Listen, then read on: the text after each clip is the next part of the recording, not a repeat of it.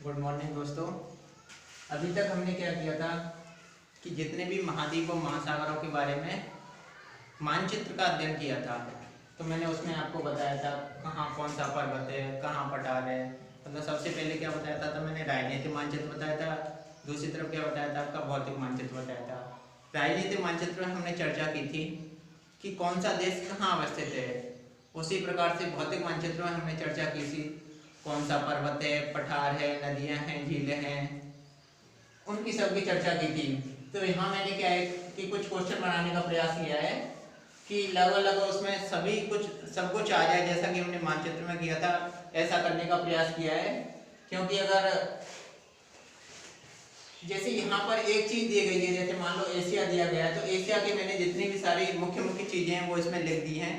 अगर चाहो तो आप इसको क्या कर सकते हो कि जैसे एशिया में कुल कितने देश हैं, क्वेश्चन केवल यही बना सकते हो कि ओनली के 49 देश हैं, या एशिया का सर्वोच्च बिंदु कौन सा है, माउंट एवरेस्ट है। इस प्रकार से आप एक एक करके भी क्वेश्चन बनाए जा सकते हैं। इस प्रकार से आपके लगभग 100 के क्वेश्चन कंप्लीट हो जाएंगे।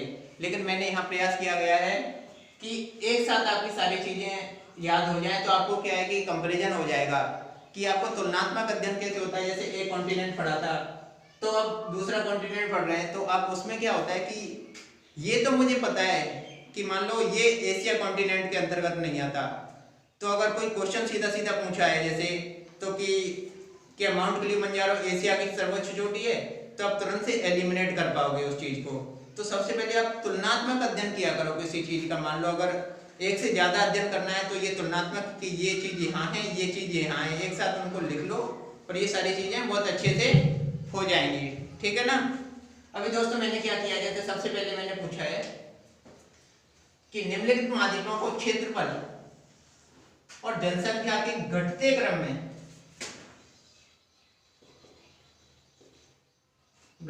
में व्यवस्थित करना है। तो सबसे पहले हम घटता क्रम कौन सा होता है, जैसे डिसेंडिंग ऑर्डर होता है। सबसे पहले बड़ी चीज लेते हैं, यानी पहले हमने क्या ले लिया, 100 ले लिया, फिर 99 ले लिया, 98 ले लिया, 97 ले लिया, जैसे डिसेंडिंग ऑर्डर में हम चलते जाते हैं। तो हम सबसे पहले जैसे देखते क्या है कि सबसे बड़ा महाद्वीप है हमारा, वो है आपका एशिया। आप इस प्रकार से भी जैसे अगर आपको जगह की बचत करनी हो कहीं और आपको बहुत सारी चीजें ऐसे लिखनी हो तो आप इस प्रकार से लिख सकते हो। यानी ये है जैसे बड़े को इंडिकेट करता है, उसी प्रकार से ये छोटे को इंडिकेट करता है अपने आप से। तो हमने प्रश्न फर्स्ट में क्या देख रहे हैं कि क्षेत्रफल के अनुसार हमारा जो कॉन्टिनेंट है वो कैसे है। तो सबसे पहले एशिया है नंबर 1 पे, नंबर 2 पे आता है आपका अफ्रीका, नंबर 3 पे आता है आपका उत्तरी अमेरिका, नंबर 4 है आपका दक्षिणी अमेरिका, नंबर 5 हो गया आपका अंटार्कटिका, 6 हो गया आपका यूरोप और 7 हो गया ऑस्ट्रेलिया। अब इसके साथ ही साथ आपको क्या करना है कि सबसे बड़ा और सबसे छोटा हमेशा याद रखना है। तो जब से पूछा जाए कि सबसे बड़ा महाद्वीप कौन सा है कि एशिया है, उसी प्रकार से सबसे छोटा महाद्वीप कौन सा है तो ऑस्ट्रेलिया है। लेकिन वो किसके आधार पे, आपकी क्षेत्रफल के आधार पे। जब भी आपसे मान लो जनसंख्या के आधार पर पूछ लिया जाए तो जनसंख्या के आधार पर जैसे सबसे बड़ा है आपका एशिया और मान लो सबसे छोटा क्या है अंटार्कटिका, जिसमें कि ना के बराबर जनसंख्या है। अभी जैसे आगे बढ़ते हैं, अगर जैसे व्यवस्थित करने के लिए पूछ लिया जाए तो आप कैसे करेंगे उस चीज को। तो जैसे पहले पे एशिया हो गया, दूसरे पे आपका अफ्रीका हो गया, तीसरे पे यूरोप हो गया। अब कभी जैसे क्वेश्चन में हमेशा देख लेना कि ये क्षेत्रफल के आधार पर पूछा है या जनसंख्या के आधार पर पूछा है, क्योंकि यूरोप अगर जनसंख्या के आधार पर देखते हैं तो तीसरा कॉन्टिनेंट है, वहीं पे अगर हम क्षेत्रफल के आधार पर देखते हैं तो क्या है छठवां कॉन्टिनेंट है। ठीक है दोस्तों, तो हम हमेशा याद रखना है इन सारी चीजों को, जैसे छोटी छोटी चीजें होती हैं यही क्वेश्चन में पूछी जाती हैं केवल। अभी आगे जैसे आपका 4th है उत्तरी अमेरिका, 5th हो गया आपका दक्षिण अमेरिका, 6th हो गया आपका ऑस्ट्रेलिया, 7th हो गया आपका अंटार्कटिका। इस प्रकार से आपके सारे क्वेश्चन बनाने आने चाहिए कि मैं क्वेश्चन कैसे कैसे फ्रेम कर सकता हूँ। खुद से क्वेश्चन फ्रेम करो और खुद से आंसर दो उन चीजों का, तो अपने आप अच्छी तरह से वो याद हो जाएंगी सारी चीजें। अभी मैंने यहाँ क्या दे दिया आपका मिलान कीजिए, ऐसे कुछ क्वेश्चन आते हैं। हालांकि इसमें क्या है मैंने सातों कॉन्टिनेंट के सभी मिलान ही किया है सारी चीजें। तो जैसे आंसर कभी करना है तो इसमें अगर उत्तर क्या होगा उपर्युक्त सभी सही हैं।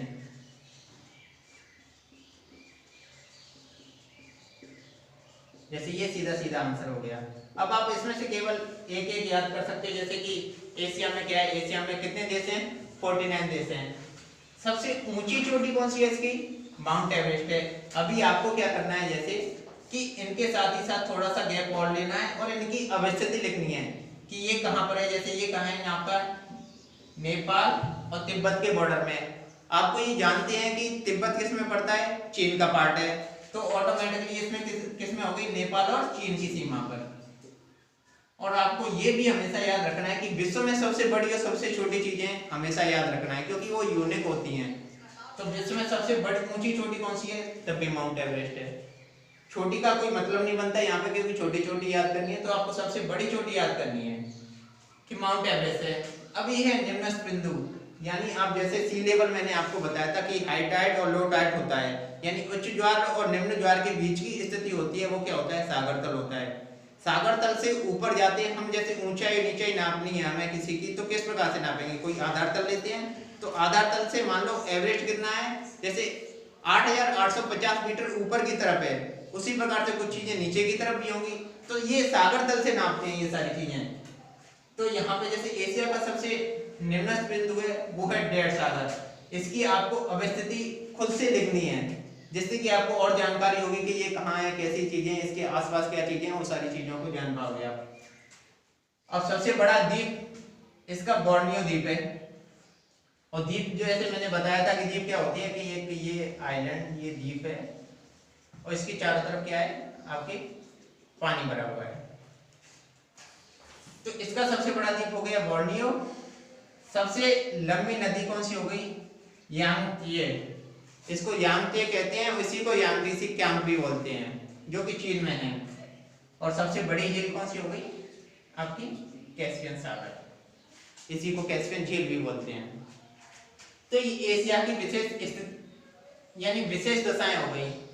अभी हम इसी प्रकार से आगे अफ्रीका है। अफ्रीका में कितने 54 देश हैं।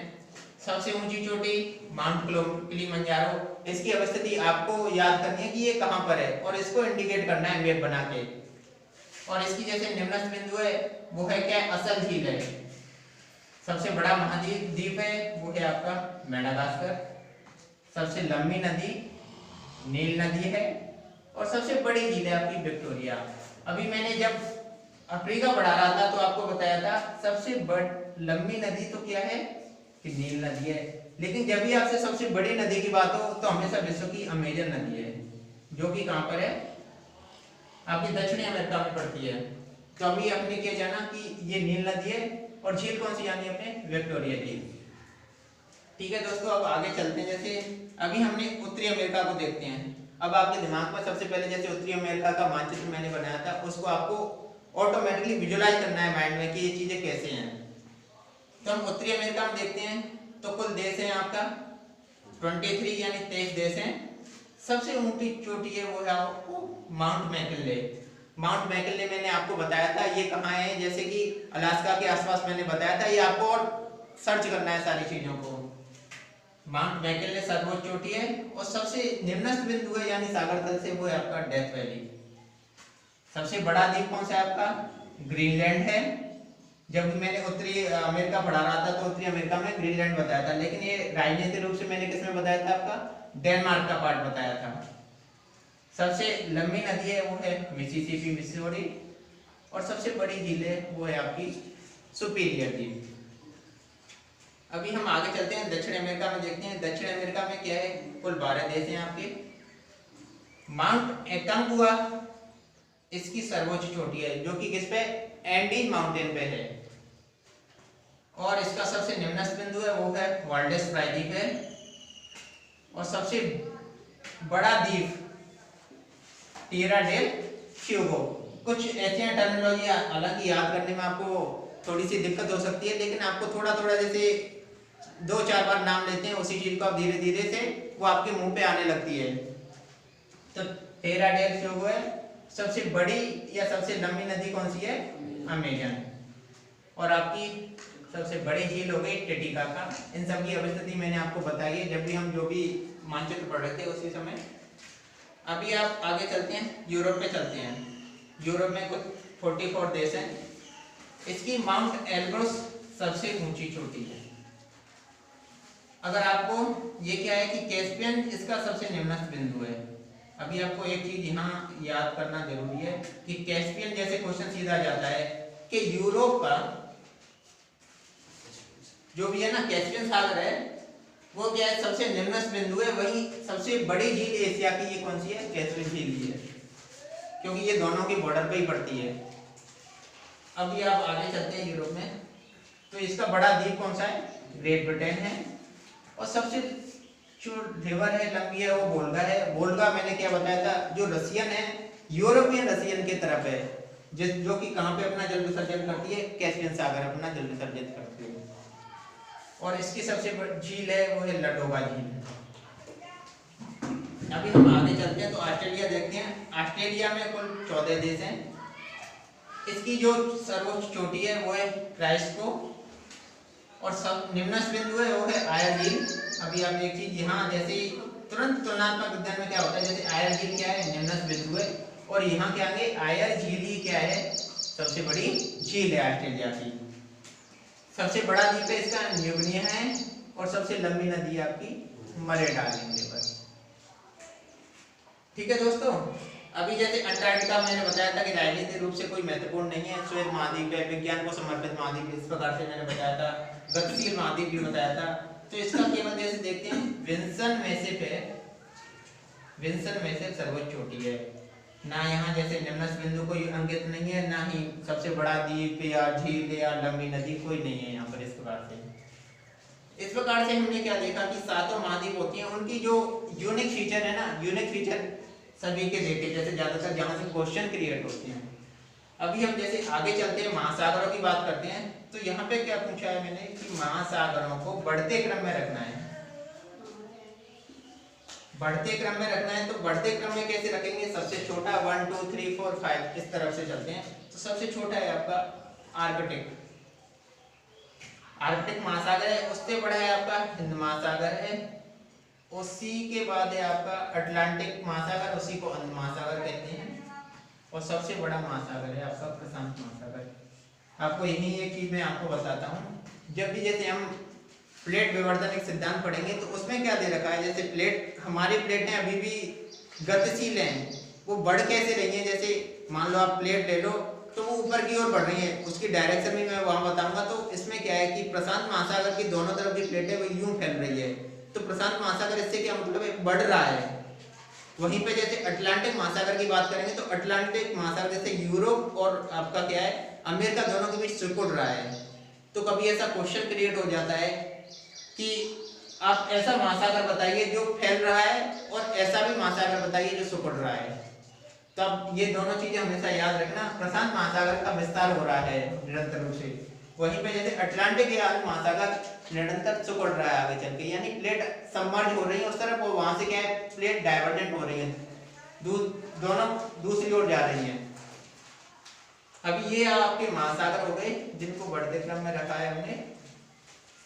अभी हमने क्या किया, यहाँ जैसे दे दिया मिलान कीजिए, तो यहाँ मैंने मरुस्थल और देश दे दिए हैं। तो यहाँ सभी सुमेलित हैं, हालांकि उत्तर आपका होगा सभी सुमेलित हैं। ऐसे आंसर दे रखे होते हैं। इसी में से अगर क्वेश्चन बना दो, क्वेश्चन बनाना आप खुद से सीखना है कि क्वेश्चन बनते कैसे हैं। मान लो इसी में दे दिया जैसे 1 2 1 2 3 या प्रयुक्त में से कोई नहीं या प्रयुक्त में से सभी, इस प्रकार से आपको क्वेश्चन बनाने हैं कि मैं क्वेश्चन कैसे कैसे बना सकता हूँ। तो इसमें क्या है, सहारा मरुस्थल है, वो कहाँ पड़ता है आपका? उत्तरी अफ्रीका में पड़ता है। गोबी मरुस्थल है आपका मंगोलिया चीन की सीमा पे पड़ता है, जो कि मैंने कैसे मरुस्थल बताया था, ठंडा मरुस्थल बताया था आपको। ग्रेट विक्टोरिया है आपका, ये ऑस्ट्रेलिया में पड़ता है, जो कि हमने कल ही पढ़ा है। अभी आप बढ़ते हैं प्रश्न नंबर 5 की तरफ पहुंचते हैं। हो सकता है कि आपको यहाँ से नीचे नहीं दिख रहा हो, लेकिन मैं यहाँ बोल देता हूँ। जैसे अरल सागर कहाँ अवस्थित है, तो मैंने अरल सागर की अवस्थिति पूछी है। तो यहाँ जैसे आपको ऑप्शन दे रखे हैं कजाकिस्तान, उज्बेकिस्तान, तुर्कमेनिस्तान, अफगानिस्तान या फिर में से कोई नहीं। तो इसका आपका आंसर हो जाएगा आपका कजाकिस्तान और उज्बेकिस्तान।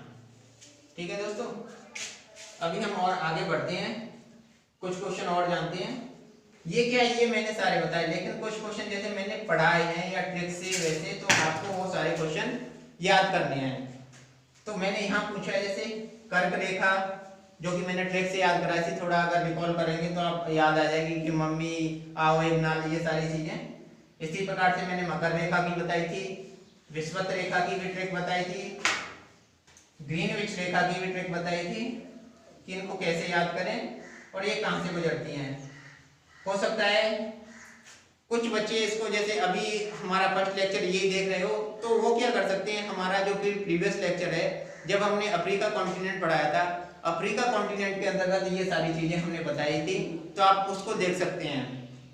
इसी प्रकार से हम जैसे आगे चलते हैं, तो आपको जैसे एक्स्ट्रा वर्ड लगाने की कुछ चीजें आपको एक्स्ट्रा जाननी है, वो आप गूगल सर्च करेंगे या थोड़ा सा सर्च करेंगे। तो मेरा बस मुख्य उद्देश्य ये कि आप थोड़ा सा सर्च करो उसके बारे में।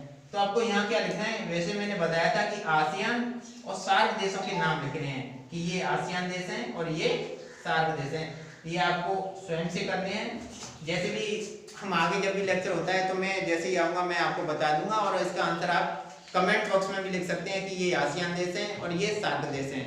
तो इस प्रकार से हमने हमारी पूरी क्या है मैपिंग कंप्लीट हो गई। इसके बाद हम मुख्य देखते हैं मंडे से क्या करते हैं, या तो भारत का मानचित्र करेंगे या फिर हम भूगोल है, जो भी भौतिक भूगोल या मानव भूगोल से मुख्य विषय से शुरुआत करेंगे। धन्यवाद।